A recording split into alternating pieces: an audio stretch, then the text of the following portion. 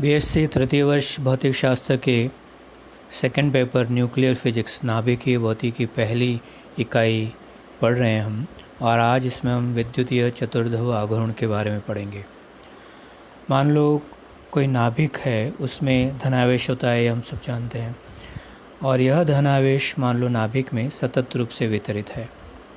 इस आवेश वितरण में मूल बिंदु O के सापेक्ष किसी स्थिति r पर कोई आयतन अल्पांश dv लेते हैं और इस आयतन अल्पांश पर आवेश घनत्व का मान लो रो है।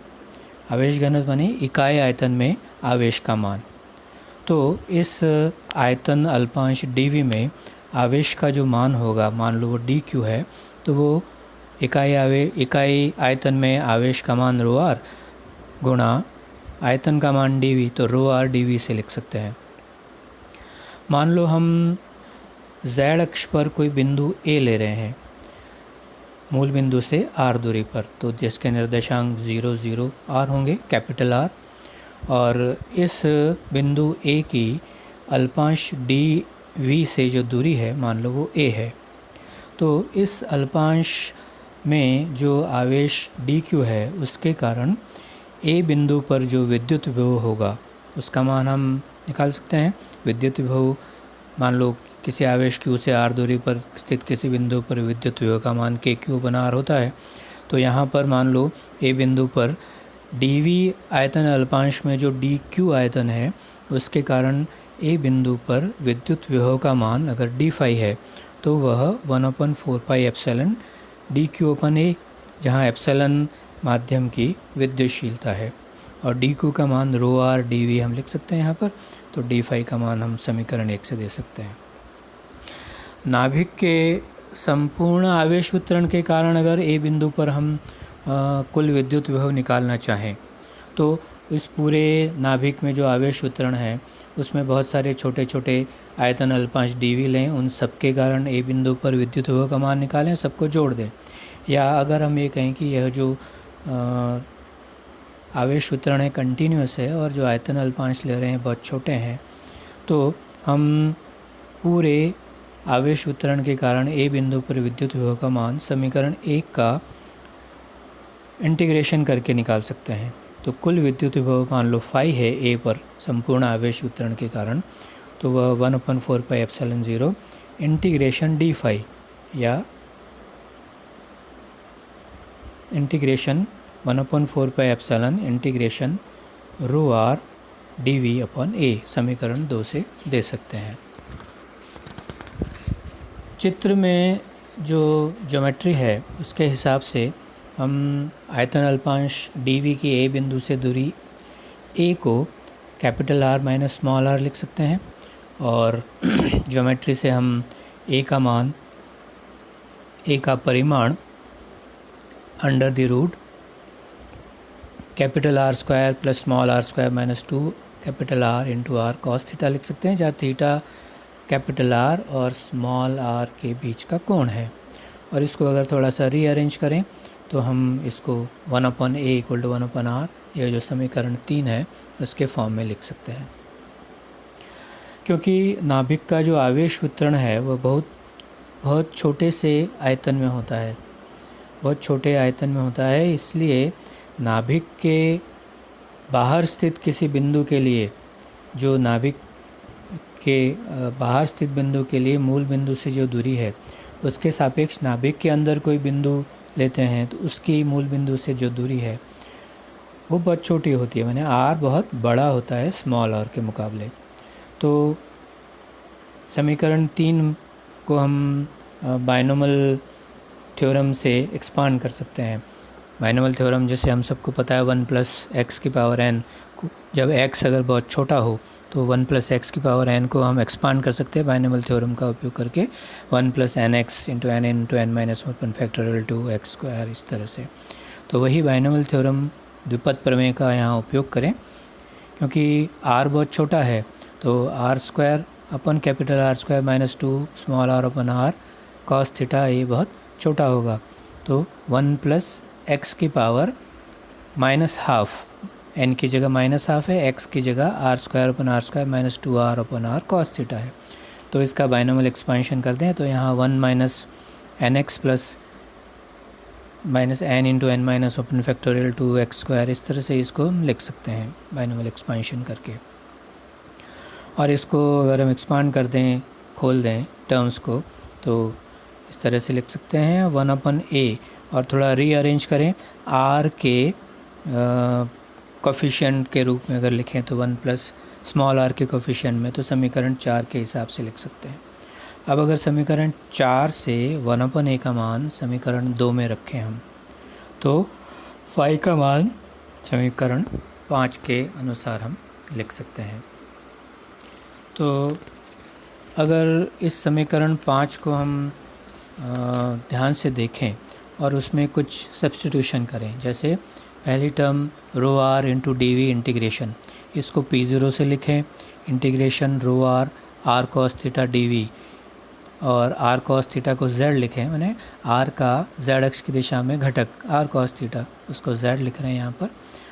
तो ये हो गया integration rho r z d v, और इसको P1 लिखें। और इसी तरह से rho r r square 3 cos square theta minus 1 d v, इसको हम r square cos square theta को z स्क्वायर लिख दें, तो ये 3z² minus r square d v, इसको हम P2 लिख दें। तो जो समीकरण 5 है हमारी, उसको हम इस तरह से लिख सकते हैं समीकरण 7 के अनुसार, phi equal to 1/4 pi epsilon P0 upon r plus 1/4 pi epsilon P1 upon r square plus 1/4 pi epsilon P2 upon 2r³। इस तरह से आगे की टर्म भी लिख सकते हैं, उसको नेगलेक्ट करते हैं, तो समीकरण 7 हमें इस तरह से प्राप्त होती है। इस समीकरण 7 के व्यंजक में हम पहला पद अगर देखें 1/4 pi epsilon P0 upon are, तो यह एक बिंदु आवेश के कारण ए बिंदु पर विद्युत विभव के बराबर है, क्योंकि P0 integration rho r d v है, जो कि कुल नाभिक पर जो कुल आवेश है उसको बताता है। तो यह विद्युत विभव का जो सूत्र है, जैसे हमें पता है 1/4 pi epsilon Q upon r, तो यह उसी तरह का है, इसलिए इसको हम कह सकते हैं कि एक बिंदु आवेश के कारण ए पर विद्युत विभव को बताता है। उसी तरह से द्वितीय पद z अक्ष के अनुदिश द्विध्रुव आघूर्ण के कारण विभव है। तृतीय पद z अक्ष के अनुदिश चतुर्ध्रुव आघूर्ण के कारण विद्युत विभव है। इस तरह से और आगे पद हमें प्राप्त होते हैं जिनको हमने नेगलेक्ट किया है।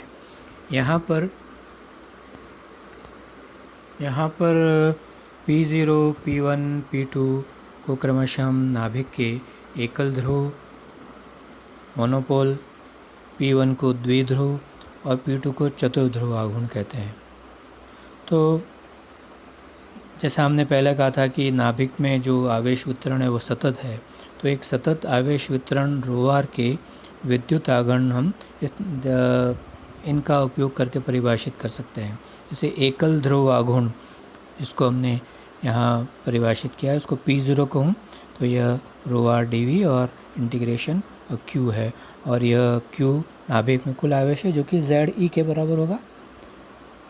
द्विध्रुव आघूर्ण का Z घटक P1, तो यह रो आर Z डी वी, इसको DZ से लिखें। और चतुर्ध्रुव आघूर्ण का Z घटक P2 rho r 3z² minus r square d v. तो इस तरह से समीकरण 8, 9 और 10 एकल ध्रुव, द्विध्रुव और चतुर्ध्रुव आघूर्ण को प्रदर्शित करते हैं।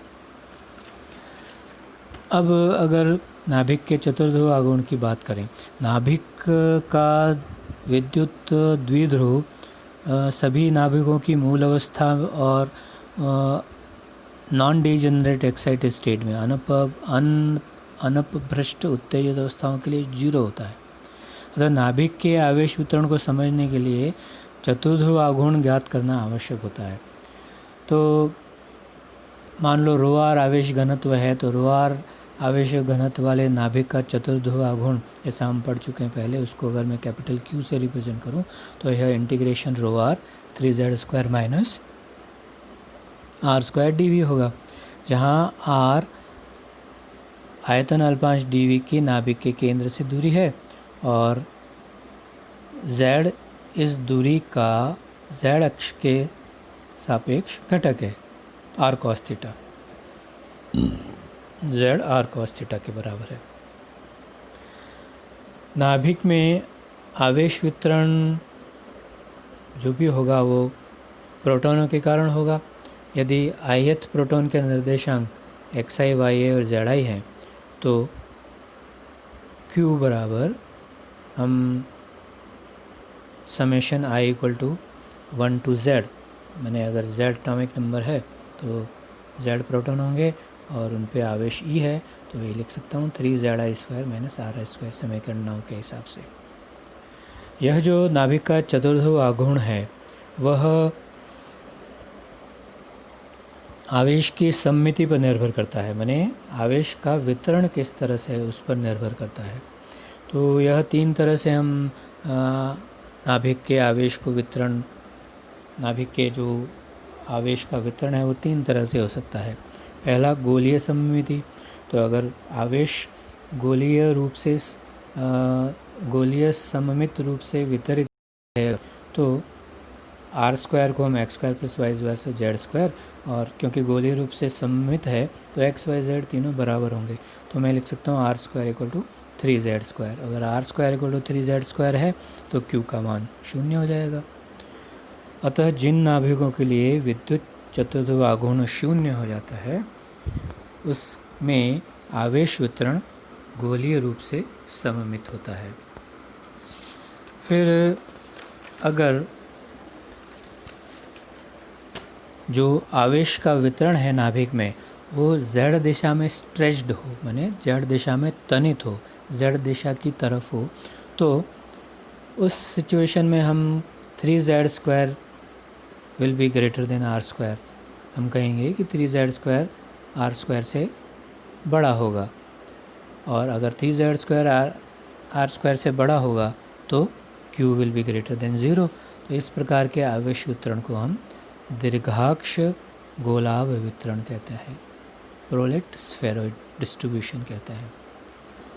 और अगर तीसरी तरह का जो डिस्ट्रीब्यूशन है, यदि नाभिक का जो आवेश है उसका वितरण z दिशा के लंबवत अगर चपटा हो तो 3z² r² से कम होगा,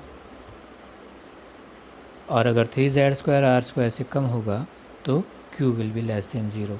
तो इस प्रकार के आवेश वितरण को हम ऑब्लेट स्फेरॉइड डिस्ट्रीब्यूशन कहते हैं।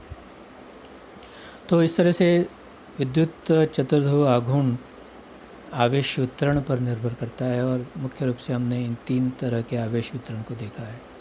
विद्युत चतुर्ध्रुव आघूर्ण से हम नाभिक की संरचना और नाभिकीय बलों के बारे में जानकारी प्राप्त कर सकते हैं। तो आज इतना ही, आगे नाभिक के चतुर्ध्रुव आघूर्ण के बारे में और आगे पढ़ेंगे।